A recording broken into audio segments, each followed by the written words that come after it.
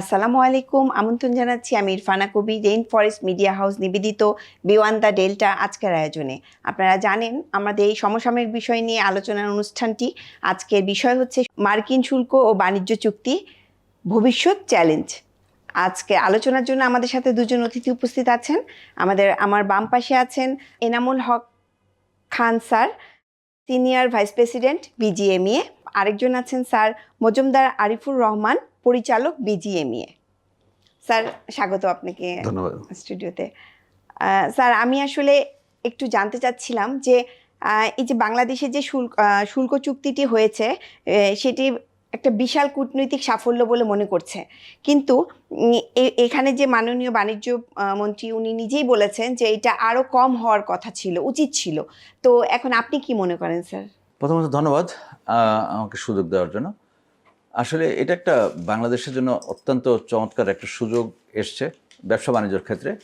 কূটনৈতিক সাফল্য বা ব্যর্থতা সেটা আবার অন্য একটা সাবজেক্ট। আমি প্রথমে আমাদের গার্মেন্টসের ব্যবসা বাণিজ্যের কথা বলছি। যে ব্যবসা বাণিজ্যতে আমার মনে হয় অনেক বছর পর আমরা একটা ভালো একটা সুযোগ পেয়েছি, সুন্দর একটা প্রতিযোগিতামূলক একটা জায়গায় আমরা এখন চলে এসেছি।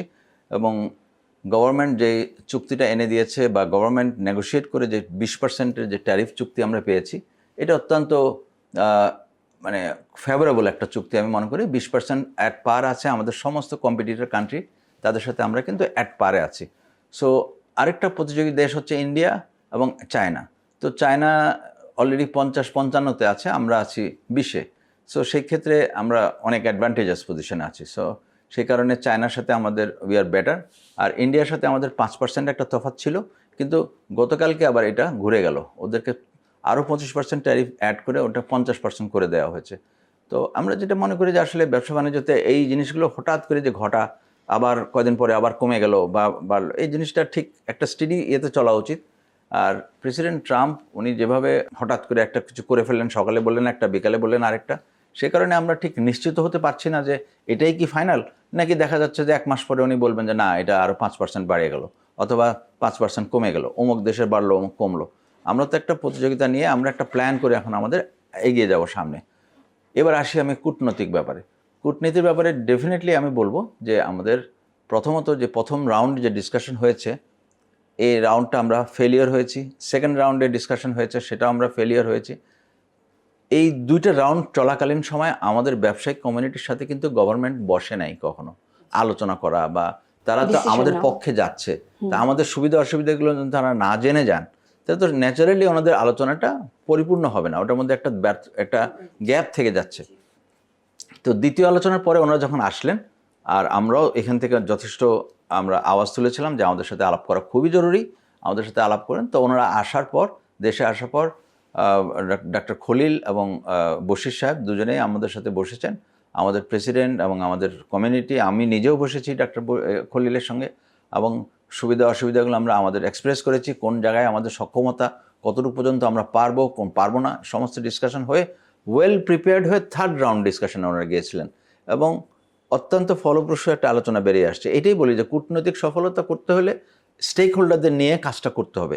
আমরা যার স্বার্থ তারা দেখতে যাচ্ছে, তাদের কথাই যদি না জানলো, তাহলে তো আমার রাইট, তাহলে তো আমাদের ডেলিগেশন তো একটু ডিফিকাল্টি, আমি বলি না যে ফেলিওর হবে, একটু ডিফিকাল্টি ফেস করবে।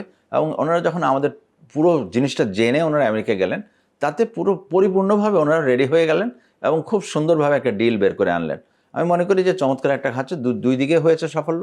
কূটনৈতিক সাফল্য আমি বলবো, অবশ্যই ব্যবসায়িক দিক দিয়ে আমরা একটা প্রতিযোগিতামূলক অবস্থানে এসেছি। স্যার, আপনার কাছে একটু জানতে চাই যে আমাদের প্রতিদ্বন্দ্বী দেশ হচ্ছে ভারত, পাকিস্তান, ভিয়েতনাম। তো ওদের থেকে কি আমরা এগিয়ে আছি এই শুল্ক চুক্তিটার যে ডিসিশনটা হলো এখানে? ধন্যবাদ। আমি বিশেষ করে বলতে চাচ্ছি যে আমার সিনিয়র ভাই একটু আগেই বললেন যে ইন্ডিয়া থেকে আমরা একটু অ্যাডভান্টেজ পজিশন অবশ্যই আছি আমরা। আর আমরা যদি দেখি যে ভিয়েতনাম 20%, কিন্তু ভিয়েতনামের সাথে ইন্টারেস্টিং ট্রেড গ্যাপটা আমেরিকার কিন্তু অলমোস্ট $123 বিলিয়ন, যেটা আমাদের বাংলাদেশের সাথে অনলি $6 বিলিয়ন। তো মানে আপনি যেটা বলতে যাচ্ছেন যে আমরা স্বস্তি পাচ্ছি বা আমরা খুব খুশি হয়ে গেছি, আবার আমাদের বাণিজ্যিক উপদেষ্টা এসে বললেন যে না আরও ভালো হলে ভালো হতো। আপনি যদি ট্রেড গ্যাপটা দেখেন যে 123 বিলিয়নের 20%, আমাদের 6 বিলিয়ন গ্যাপে কিন্তু 20%, তাহলে কিন্তু আমাদের একটু বেটার পজিশনে থাকতে পারতাম, হতে পারতো সেটা। এবং ইন্ডিয়ার সাথে কিন্তু ট্রেড গ্যাপটা কিন্তু অনেক বেশি। তো আমরা যদি এটা অ্যানালাইসিস করে দেখি যে স্টিল দেয়ার ইজ অপরচুনিটি, যে আর নেগোসিয়েশন তো থেমে থাকে না, এটা একটা কন্টিনিউয়াস প্রসেস। আর আমরা আরেকটা জিনিস আমি খুব বলতে চাচ্ছি যে আমরা যেসব এগ্রিমেন্টগুলো করে এসেছি, যে আমরা ওখান থেকে কটন নিয়ে আসবো, এবং আমাদের প্রথম যখন প্রধান উপদেষ্টা একটা চিঠি লিখেন আপনার এপ্রিল মাসের 7 তারিখে, ওখানে উল্লেখ ছিল যে আমরা কী কী কমোডিটি ওনাদের কাছ থেকে আনবো। সে ধরুন আমরা ওনাকে স্পেসিফিক উল্লেখ ছিল এখানে কটন আমরা যে নিয়ে আসবো সেখান থেকে একটা ওয়্যারহাউস করা হবে, এটাতে যেন আমরা দেরি না করে ফেলি। আবার কারণ আসলে এটা আমার বড় ভাই বললেন যে ট্রাম্প তো আসলে ওনাকে ট্রাস্ট করা ভেরি ডিফিকাল্ট, উনি এখন সকালে একটা বলে বিকেল আরেকটা বলে। তো আমাদের কটন, আমাদের কর্ন, আমাদের ওয়েট, আমাদের এলএনজি, এই জিনিসগুলোর জন্য আমরা খুব মানে আবার যেন ঘুমিয়ে না থাকি, বসে না থাকি, আমরা যেন এটাকে কন্টিনিউয়াসলি যেন আমরা ফলো আপে রাখি। আমাদের টার্গেট থাকবে যেন আমরা এটাকে জিরোতে নিয়ে আসতে পারি। কারণ আমি এটা বিশ্বাস করি যে বাংলাদেশের আমরা যারা আছি, আমরা এখানে বিজনেস কমিউনিটি কাজ করছি, ওনারা যদি আগে যে আমাদের সাথে কথা বলতেন, ওনারা কিন্তু হোমওয়ার্কটা করতে পারতেন। যেহেতু একদম লাস্ট পয়েন্টে আসছেন, তখন আসলে হোমওয়ার্কের ডোরগুলো অনেকটা থাকে না, ন্যার হয়ে আসছিল। তো আমি মনে করি যে আমাদের এখন নেইবার্স যে কান্ট্রিগুলো আছে, ওইখান থেকে আমরা কিছুটা হলো বেটার অফের দিকে আছি আমরা। স্যার, আমি একটু জানতে চাচ্ছি, আবার বাণিজ্য উপদেষ্টা বলেছেন যে এই শুল্ক চুক্তি সফল বাস্তবায়নে বাংলাদেশের সক্ষমতা বৃদ্ধির কোনো বিকল্প নেই। আপনি এটা কি মনে করেন স্যার? সক্ষমতা বৃদ্ধি এটা সব সময়, এটা শুল্ক হোক বা শুল্ক না হোক, সক্ষমতা সব সময় আমাদের বৃদ্ধি করতে হবে। এটা আমাদের ব্যবসা প্রতিযোগিতা টিকে থাকার জন্য এটা একটা অপরিহার্য অঙ্গ। আমাদের সক্ষমতা বৃদ্ধি, এখন হোয়াট ইজ সক্ষমতা বৃদ্ধি, কী করতে পারি আমরা যেমন একটা এফিশিয়েন্টলি আমরা ফ্যাক্টরি চালাবো, আমরা রেগুলার চেষ্টা করবো আমাদের এফিসিয়েন্সি যেন বাড়ে। কারণ আমরা দেখেছি যে ভিয়েতনাম এবং চায়না তাদের অনেক এফিশিয়েন্টলি ফ্যাক্টরিগুলো চলে।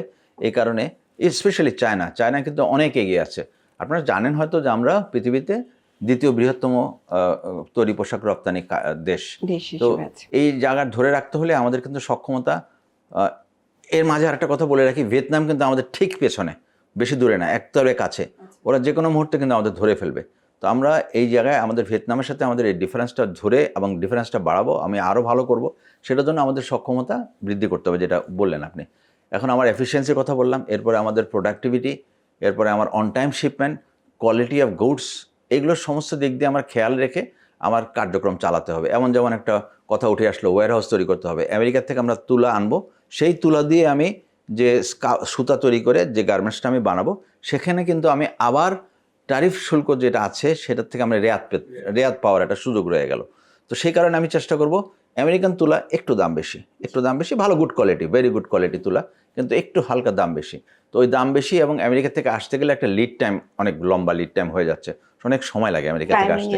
তো এই টাইমটা আমরা হারাচ্ছি, সেটাকে কাউন্টার করার জন্য আমরা যদি ওই সুতা ব্যবহার করে, ওই তুলা এবং ওই সুতা ব্যবহার করে আমি যদি গার্মেন্টস তৈরি করি, তাহলে কিন্তু আমি স্পেশালি ওই ট্যারিফের থেকে আমি যদি রেয়াত পাই বা ট্যারিফ থেকে আমি যদি অব্যাহতি পাই, তাহলে তার ফ্যান্টাস্টিক হবে। তাহলে আমাদের মোর অ্যাট্রাকটিভ হবে আমাদের পণ্য, আমি প্রতিযোগিতায় আরও সক্ষমতা অর্জন করব।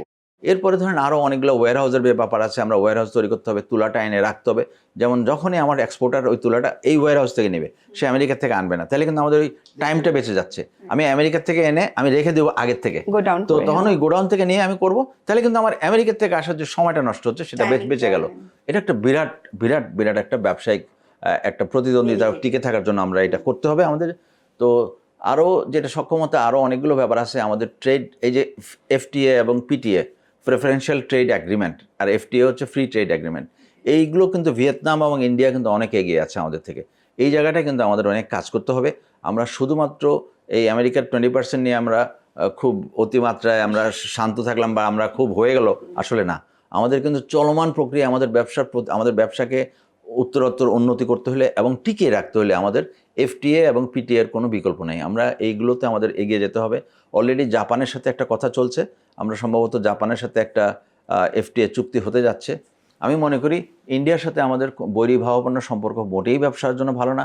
আমাদের ইন্ডিয়ার সাথে সম্পর্ক উন্নয়ন করতে হবে। India is a big market, ইন্ডিয়াতে বিরাট পপুলেশন।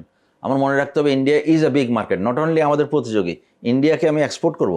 এবং ইন্ডিয়াতে আমরা কিন্তু প্রায় 2 বিলিয়ন এক্সপোর্ট ছিল কিছুদিন আগেও, সেটা কমতে কমতে কমতে কমতে এখন 668 মিলিয়নে নেমে এসছে। মানে এটা অনেকাংশে করে 3 ভাগের 1 ভাগ এক ভাগে চলে এসছে। বৈরী সম্পর্ক কখনোই ভালো। হ্যাঁ, আমরা জানি যে পলিটিক্যাল কিছু ব্যাপার স্যাপার আছে, কিছু প্রিভিয়াস গভর্নমেন্টকে নিয়ে কিছু খুব সংবেদনশীল কিছু ইনফরমেশন আছে, বা আমরা নট ভেরি কমফোর্টেবল, বাট সেটার থেকে উতরে আমরা উপরে উঠে আসতে হবে। ব্যবসা বাণিজ্যের কথা স্মরণ রেখে ইন্ডিয়ার সাথে আমাদের ব্যবসা উন্নতি করতে হবে, এবং ইন্ডিয়াতে আমরা আমাদের এক্সপোর্ট বৃদ্ধি করতে পারবো, এবং ওদেরও যে একটা মিডল ক্লাস গ্রো করছে, ওদের ওখানেও কিন্তু ডিমান্ড তৈরি হচ্ছে, এবং আমাদের এখান থেকে আমরা গার্মেন্টস এক্সপোর্ট করতে পারবো। এই সব কিছু মিলেই কিন্তু আমাদের সক্ষমতা বৃদ্ধির যে কথাটা বলেছেন। Thank you.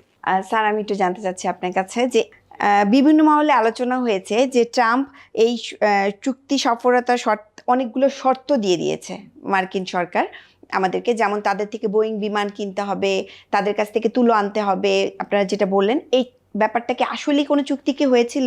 বেসিক্যালি আপনি জানেন যে এখানে একটা G2G নন ডিসক্লোজার এগ্রিমেন্ট হয়েছে, এবং আমরা আসলে ইন্টারনাল জিনিসগুলো জানতে পারিনি, কিন্তু যেগুলো আমরা জেনেছি, কটনের কথাটুকু, ওয়েটের কথাটুকু আপনি যেটা বললাম, তারপর এগ্রিকালচার কিছু আইটেমের কথা, তারপর LNGর কথা, কিন্তু এর বাইরে আমরা শুনতে পেয়েছি আপনাদের বোয়িং কিনবে 25-25টা বোয়িং কিনবে, 25টা এবং ইন্টারনেটে আরও কিছু রয়ে গেছে।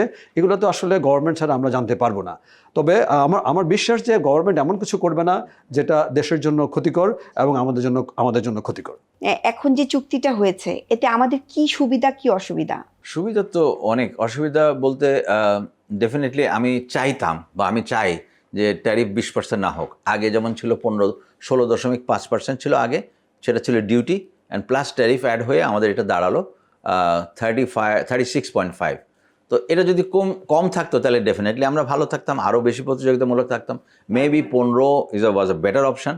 আমি কিন্তু মনে মনে আমার আশা থাকতেই পারে যে আমরা হয়তো, কারণ আমাদের সাথে রাশিয়ার এমন কোনো ক্লোজ সম্পর্ক নাই, চায়নার সাথে এমন কোনো ক্লোজ সম্পর্ক নাই, আমেরিকার সাথে এমন কোনো বিরোধ নাই। আমরা কিন্তু সব দিক দিয়ে ভেরি নিউট্রাল, এবং খুব সুন্দরভাবে আমরা কিন্তু নিউট্রালি চলছি, যেটা ব্যবসা বাণিজ্যের পূর্ব শর্ত। নিউট্রাল থাকতে হবে। আলোচনা যদি চলমান থাকে তাহলে আমরা আশা করতেই পারি যে আগামী হয়তো 2 মাস বা 3 মাস পর আমরা হয়তো আমাদের 5% আরও কমিয়ে দিতে পারে। যেমন ইন্ডিয়াকে এখন আরও 50 করে দিল, ইন্ডিয়ারটা কিন্তু আবার কমে আসবে আমরা জানি। দ্বিতীয় দফা আলোচনা হবে, আমেরিকান ট্রেড ডেলিগেশন ইন্ডিয়া এসে ওরা আবার আলোচনা করবে, ওদেরটা কমে আসবে, কারণ 50 তো আসলে অবাস্তব 50 হতে পারে না। 50 হলে ইন্ডিয়া আমেরিকান ট্রেড পুরোপুরি হারাবে, সেটা আমরা বিশ্বাস করি। তো সুবিধা অসুবিধার মধ্যে সুবিধা তো অনেক।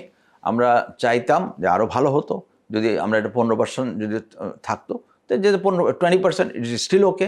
খুব ভালোভাবে আমরা আমাদের নজর দিতে হবে আমরা কোনটা পারি। আমরা পারি গার্মেন্টস সেলাই করতে পারি, শুধু গার্মেন্টস করলে হবে না। আমি আসলে এখানে গার্মেন্টসের আলোচনা করতে বসছি, যদিও আমি মনে করি যে এর পরে এক্সপোর্ট হচ্ছে লেদার, তারপরে হচ্ছে পাট তো অবশ্যই আছে, এবং ইটস কামিং আপ।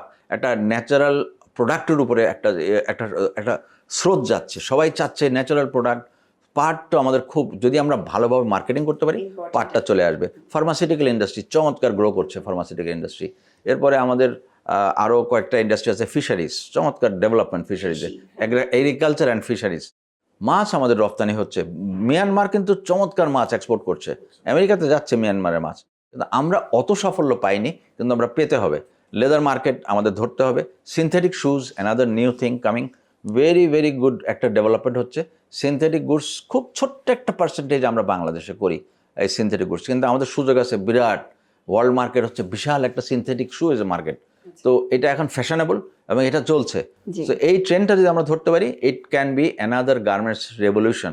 গার্মেন্টসকে নিয়ে যেটা আমরা 80 সাল থেকে, 80 দশকের শুরু থেকে আমরা গার্মেন্টস ইন্ডাস্ট্রি, আজকে আমরা এখানে আসলাম, চমৎকার একটা সাফল্য।